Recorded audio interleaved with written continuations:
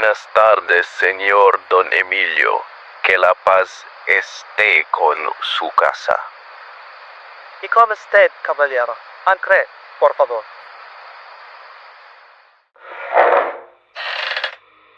If it's no offense, senor, my tongue's better suited to English these days. You see, the crown pays me, but English is the tongue they fight with now. Not taken.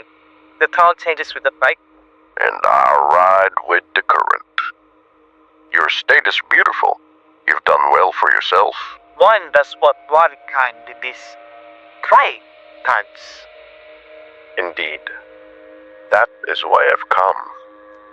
There have been movements, strange trails through the hills. Ash found an old hut. A child in the next village spoke of a man sleeping in the old rice granary. Said he had a red cloth tied to his waist. You know, children speak of the Wendes too, and the Aswa. The mind embeds shadows when it is deaf alone for Tuna. That's the trouble. I'm very interested in shadows. You've traveled. You've seen Europe. You know what men are capable of when they think too hard about freedom. I've seen empires fall and others viceless. So you do understand that order is not natural. It is enforced, built brick by brick with rules, taxes, and the like. At the end of a battle, some packs. Sometimes. But rebels forget what follows chaos. They scream Kalayan without knowing what it costs. And you think the Spaniards know? They've mastered the cost. You must admit, they've done well for strangers. Roads, law, education, trade. They built something. And in return, they took names, gods, lands, and even the bones of 100 chiefs. Better bones buried under stone than scattered in the mud.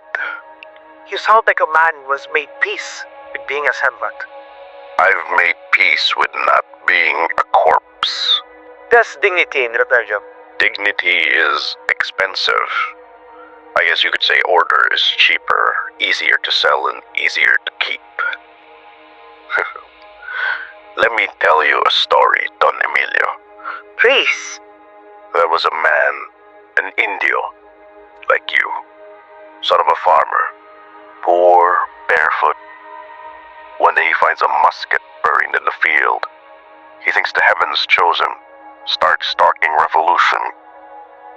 A month later, the Spaniards hang him in the plaza. Such a tragedy. No, a waste. All he did was fertilize the soil.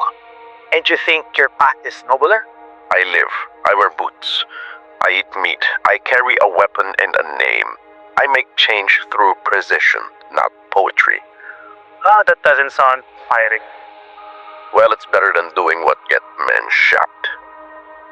Tell me, Don Emilio, when you returned from Europe, what did you see here?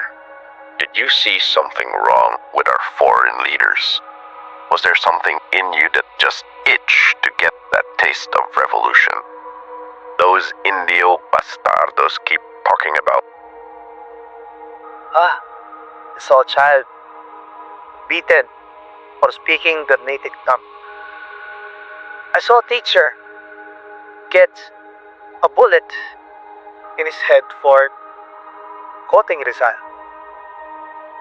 I saw a soldier steal rice from a mother with one breast on the husband. And yet here you are, drinking wine imported from the port of Bilbao. And here you are, wearing the cross that is blessed by the same triumphs that whip us. Us. You are the one living in a beautiful house in the countryside, may I add, in luxury, benefiting from the riches you get from all the trading that the Spaniards allow. And as for the cross, symbols mean nothing. Power does. The friars have it, so I take their blessings, I take their coin, and I twist it back on them. Twist it into what? You little ledger of names? Another corpse buried in some unmarked rapine? To control, into leverage, into silence where noise becomes dangerous. You sound more like a Spaniard than the Spaniards. No. I sound like someone who plans to be on the same level with them. You were never meant to be on the same table as them. None of us were. We were meant to worship them as they spit on our rights and steal our country's resources. And what then? Replace them with 100 little Indios preaching liberty from behind closed fences? Don Emilio, I don't think you want freedom. I think you want your turn. Choose your words carefully. There are people in this town who would rather die standing among you than to live crouched behind the rifle you and your Spanish benefactors seem to have. You speak well. You almost had me convinced. But it's the small things. You hesitated when you said Rizal. You flinched when I mentioned the granary. And you didn't ask who the child was because you already know. So let's not pretend, Don Emilio. I don't think your bullshit facade of being an upper middle class man of letters is true to a T. You are a host, a financier, a planner to those God-forsaken Indio rebels. You have no proof. I don't need proof. I need certainty, and I have it. You're clever, I'll give you that. I learned it from Madrid, along with this.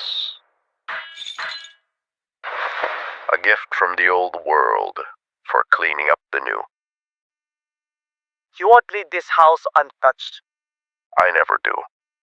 Then damn you!